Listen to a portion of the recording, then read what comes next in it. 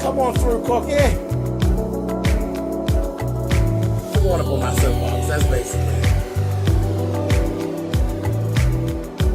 Let's talk about drag and all its forms.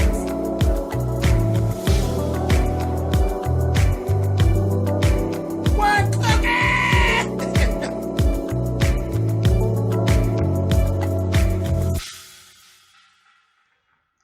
Hey guys, thanks so much for clicking on this video. We're going to see. This is a new show alert. It's called Bringing Up Ballers, and this is season 1, and this is episode 1. I'm going to review. I'm going to give this a try and see if I'm going to stick with this. It really didn't knock me out. It was kind of like, and that's kind of the way my face is right now. That's kind of how I felt about the program, because it just ain't no good look. You know, it's, okay, let's just go into it. Okay, so we got 4 mothers, okay, and they are all raising children who play basketball, okay? So first we have Peyton. Peyton is, some would say, reality TV gold, okay? She's messy as fuck. She's very immature. She's loud. She's right in your face. She takes solace in all the wrong shit. She is good TV, good reality TV, okay? She has a son named George. George is the oldest of those children that we talk about here. He's a senior in high school, hasn't chosen a school that he wants to go to yet. She wants him to stay in town. He wants to go out of town, possibly. For the most part, he really wants to go out of town. Their relationship, I think George realizes that his mother is loud and he's not here for it. Okay? So that's that. And she's just a mess. She's a mess. I might as well go on and finish telling you the things, but I'm telling you, she's the bitch that the show's built around, okay? She is fucking the coach, okay? She's messing around with the coach, Coach Ken. She's fucking her son's coach. Like I said, she's just out of order. Yeah, she's slutty dressing and slutty acting. You know, that's just who she is. She just who she is, and she's really into this wanting to be young thing. And I'm not really sure how old she is, but she doesn't look young. She doesn't look young. She looks like she's been here for a little bit. Okay? Move on. Second mother they show us is Heather. Now, Heather is a normal mother. Normal. She's normal. She's a little, she's a thicker girl. You know, pretty girl. She is not with her husband, who is a former NBA player, Aaron Williams. She's not with him anymore. They are co-parenting. They have 3 children. They have AJ, who's a little boy. He's Aaron Jr. Then they have Cameron, which is, she's in high school, I believe, and she plays basketball. AJ plays basketball, and then she has a daughter named Danielle. Danielle is the oldest. She has a scholarship. Has like a full ride to go for basketball, but she chose to play volleyball.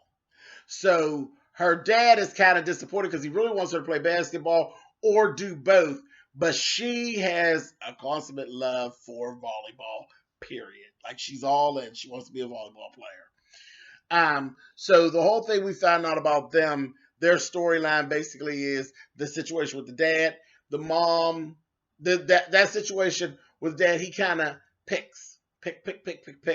Everything is about, but if you play basketball or you pay attention, whenever they go visit the dad, it's always like kind of a pick on Danielle thing because she's not doing what he wants her to do. I understand that too well.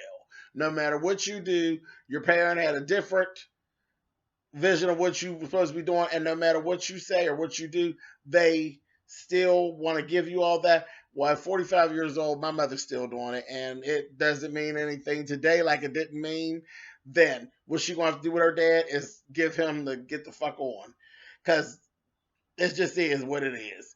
But the mother doesn't want to see, Heather doesn't want to see a divide. She sees that it kind of hurts her daughter, when he does that. And I don't think he really sees that he actually hurts her feelings. So, um, it just kind of is what it is. So that's part of their storyline, okay? That, and we'll talk about, there's another little piece to it, but we'll get to that later. Okay, next person, they came in as a twosome. Because they call hashtag Twin Towers, okay? And that is Nikki and Johanna. Nikki actually has a 16-year-old named Namari, and he plays basketball. And Johanna actually has a 12-year-old named Amari, okay? And the two of them are like besties, but they are frenemies, actually, is what I see. I see they're kind of like frenemies. Like, I think Johanna is single and Nikki is married and has been married for, I believe it is 18 years. Yeah, she's been married for, I believe it's 18 years. So they kind of, and when she's loose and making decisions on her own, Nikki is just as messy as Johanna. Yeah, she's been married 18 years. She's as messy as Joanna, but she gets reeled in because she actually has a family life that she has to keep up to, okay? So, and then we have Basil. Basil is a private coach because them two, they actually have a private coach for their children, and he just stomachs them for the money because both those bitches gets on his nerves, okay? So, the two of them, Joanna and Nikki, first thing we see them do, they actually have a brand. They're doing clothing. And they have merged together their clothing lines just for this one photo shoot. And they did like swimsuits. And the pictures were cool, but it ended up blowing up in their faces because, again, like I said, Joanna is single. Nikki's not. Nikki's married. Nikki's son is actually a little older. That ended up running into an issue this episode where her son said, you know what? I'm 16. It's very embarrassing to have people on social media talking about my mother's hot and this, that, thing, and the other. And he just didn't like it. The husband didn't care for it. They sat her down and was like, fuck it, get the pictures down. The picture's up on Joanna's Instagram account. So she had to sit down with Joanna, and she had to literally go around and around and around. She was like, I'm refusing to take it down. Nobody's going to tell me how I'm dressed. And my son ain't going to tell me so. And they went back and forth and back and forth and back and forth. And Joanna eventually ended up taking the picture down. But I can see where, as we go forward, their relationship is going to always do this because they are literally the mean girls. And it seems as though they are like the best friends to each other, but they're really not anybody's best friends because they're both selfish whores for the most part, is what I actually get. They're very self-centered.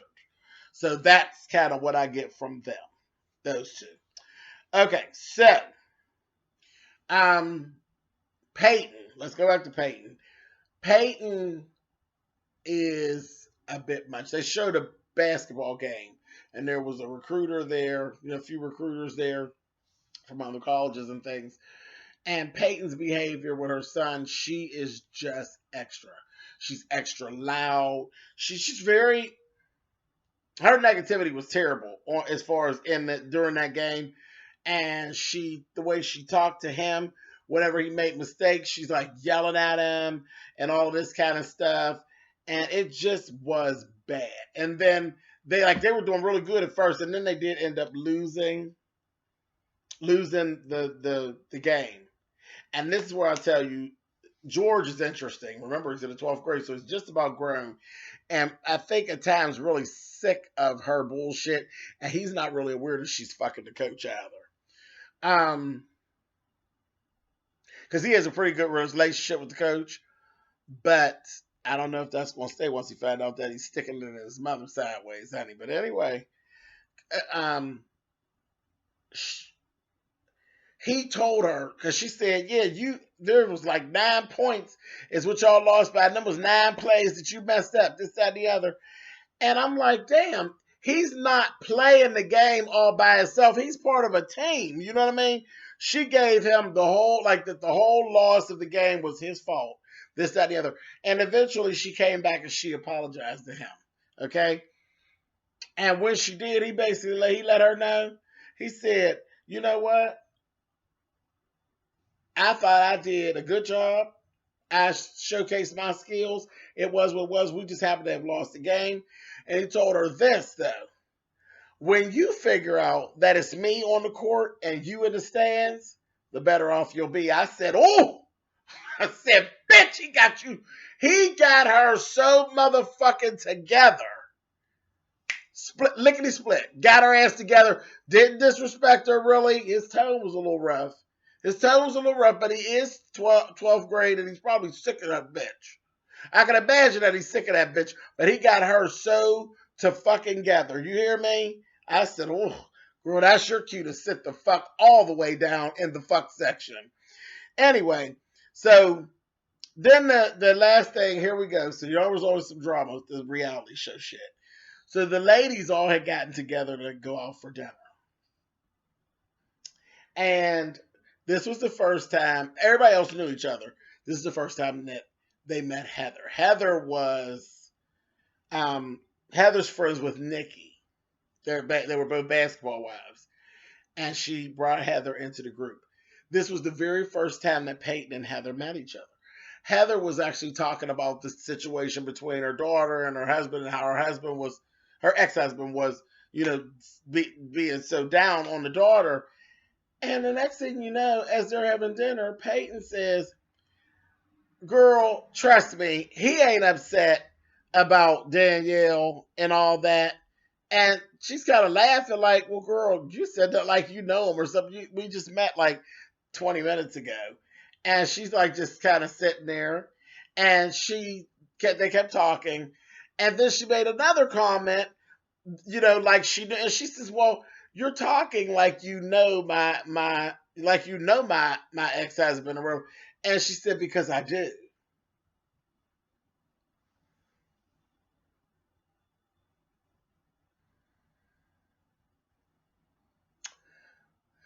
Said, okay. She's like, well, where you know him from? Well, you'll just have to ask him. And left it. I said, oh, so she's too much. She is too much. Too much.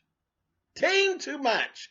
So I'm like, okay. So later on, like the next day, Nikki meets back up with Peyton. And she's like, what's up with that, Peyton? What was that all about? She said, Heather's a very nice woman. She's pretty just like the rest of us. She fits in the group. She has a star athlete child just like us. She's pretty just like us. She was like, she's what? Mm. And I said, I hate to be the one to give the news flash, but your body type, Miss Peyton, is better than Heather's. But Heather got 3 motherfucking babies that she didn't have. 3 babies that she had. But as far as pretty, don't get it fucked up. Do not get it fucked up. Heather's ass will make Peyton a brand new Sunday face. Don't get it fucked up. But whatever, girl, because that lace front just jammed down on your head like that, that ain't helping you. It's down too far, boo. It's down too far. Anyway, moving on. So Heather met up with her ex-husband. This motherfucker plays stupid. Like he don't know Peyton. I'm sitting there looking at him, and he's playing stupid. I wanted to thump him in his goddamn throat. No. Meanwhile, back at the ranch, they at the store, and good old Peyton showing what I perceive to probably be dick pics to Nikki on her phone of good old Aaron. I said, Lord have mercy, here we go with the drama. and said he never stuck it in. A mess. I don't know how I'm gonna do with this show. I don't know. I mean, all the elements are there, but one, I'm not a real big basketball fan, so I don't know how long that's gonna hold me. Cause I don't even fuck with basketball wives, for real, for real. So I don't know, and the element of the kids, I just don't want to. It's gonna depend on how involved some of that messy shit with their lives touches those children as to whether or not I'll be sticking with this program. We'll just leave it on that. All right, and that's it. So that's episode 1 of Bringing Up Ballers. You guys tell me what you think down in the comments, and I will talk to you guys later. Peace.